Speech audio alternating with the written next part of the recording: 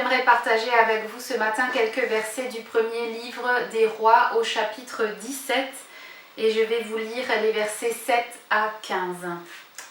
C'est l'histoire d'Élie et la veuve de Sarepta. Au bout d'un certain temps, le torrent de Kérit est sec car la pluie s'est arrêtée de tomber dans le pays. Alors le Seigneur adresse sa parole à Élie.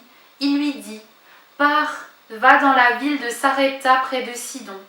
Tu habiteras là-bas, j'ai commandé à une veuve de cette ville de te donner à manger. » Élie part donc pour Sarepta. Quand il arrive à l'entrée de la ville, il voit une veuve qui ramasse du bois. Il l'appelle et lui dit « S'il te plaît, va me chercher un peu d'eau à boire. » La femme part en chercher, mais Élie la rappelle et dit « S'il te plaît, apporte-moi aussi un bout de pain. » La femme lui dit « Par ton Dieu, le Seigneur vivant, je le jure, je n'ai plus de pain. J'ai seulement une poignée de farine dans un bol et un peu d'huile dans un pot. Je suis venue ramasser 2 morceaux de bois, puis je vais rentrer à la maison et préparer ce qui reste pour mon fils et moi. Nous mangerons, ensuite nous mourrons. » Élie répond à la femme « N'aie pas peur, rentre chez toi et fais ce que tu as dit. Seulement avec ce qui te reste, prépare-moi d'abord une petite galette et tu me l'apporteras. Ensuite tu en prépareras une autre pour ton fils et pour toi. En effet, voici ce que dit le Seigneur Dieu d'Israël. Dans le bol, la farine ne manquera pas. Dans le pot, l'huile ne diminuera pas. Jusqu'à ce jour où moi, le Seigneur, je ferai tomber la pluie sur la terre. » La femme va faire ce qu'Élie lui a demandé, et ils ont à manger pendant longtemps, elle, son fils et Élie. Vérité est ta parole, Seigneur. Amen. Chers amis, juste avant l'histoire que nous venons d'entendre, Élie annonce au roi de la part de Dieu qu'il y aura une grande sécheresse et donc de mauvaises récoltes.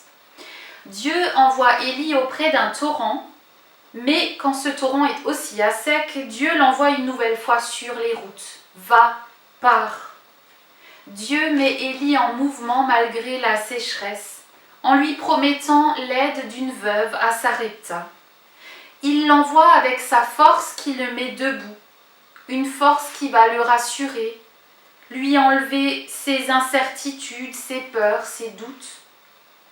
Un envoi un peu surprenant puisque c'est une veuve qui va l'aider, une personne avec peu de moyens.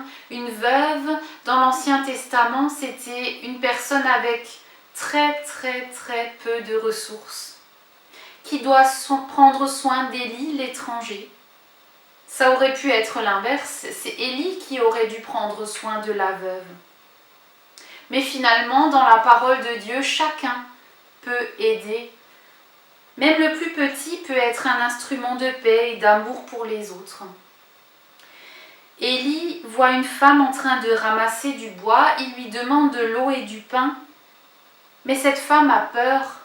Elle sent la famine toute proche, il ne lui reste que quelques bouchées de pain et elle préférait les garder pour son fils et pour elle. Et quoi de plus normal? Elle a peur de mourir. Elle est désespérée et voilà que Dieu va la pousser encore à s'occuper des autres alors qu'elle n'a même pas assez pour elle-même. C'est tellement naturel cette façon de se replier sur soi quand on a peur. S'ouvrir à l'autre, ça fait peur. On veut garder ce qu'on a et le risque, c'est le repli sur soi. À ce moment précis où la peur et la tentation du repli sur soi pointent le bout de leur nez, la parole de Dieu arrive pour rassurer cette veuve. « N'aie pas peur, lui dit Élie. Va, prépare-moi une petite galette, ensuite tu en feras pour ton fils et toi. Car voici ce que Dieu dit, la farine ne manquera pas, l'huile ne manquera pas jusqu'à ce que le Seigneur fasse tomber la pluie, c'est-à-dire jusqu'au retour des jours meilleurs. » Ce que cette histoire nous apprend, c'est qu'à partir du peu, Dieu promet ce qui est durable. À partir du peu, nous pouvons faire plus que ce que nous pensons. Avec la foi, avec une confiance aussi petite qu'un grain de moutarde, on peut continuer. Déplacer des montagnes, faire de grandes choses. La veuve a eu peur du manque, peur de ne pas avoir assez, peur de la famine. Et finalement, on la connaît tous, cette peur, dans nos vies, mais aussi dans l'Église, cette peur du manque de paroissiens, du manque de bénévoles, du manque d'argent parfois. Et c'est normal, la peur quand tout s'arrête, la peur d'être inutile quand on ne peut plus rien faire, comme en ce moment, et qu'au lieu de tout ça, il faut simplement être. Et oui, ça fait peur. Mais dans cette expérience, ça peut aussi nous entraîner dans un changement durable, aller du temporaire vers le durable, vers le vrai, vers ce qui fait vraiment vivre, pas juste quelques jours, mais toute la vie. Et c'est là que la parole de Dieu nous dit, comme à la veuve, « N'aie pas peur, ne fuis pas, ne te replie pas, mais vis ce que tu as à vivre, et l'huile coulera. Ose, vis la parole, va de l'avant, ose être l'Église, car Dieu promet que l'huile coulera jusqu'à ce que la pluie revienne. Même quand nous avons peur, Dieu nous invite à continuer à vivre, à partager, à oser grand et à ne pas nous crisper sur nos quelques grammes de farine. Puissions-nous oser. Quelques phrases de prière pour conclure.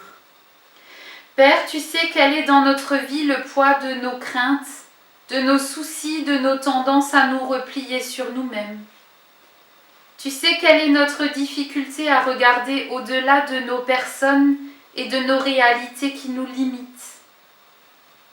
Accorde-nous par ton esprit une espérance qui va au-delà de nos lassitudes et de nos découragements. Une espérance qui nous délivre de notre souci de nous-mêmes et qui nous entraîne à aller au-delà, à voir la perspective de ton royaume, à oser grand. Accompagne-nous. Amen. Bonne journée et à bientôt.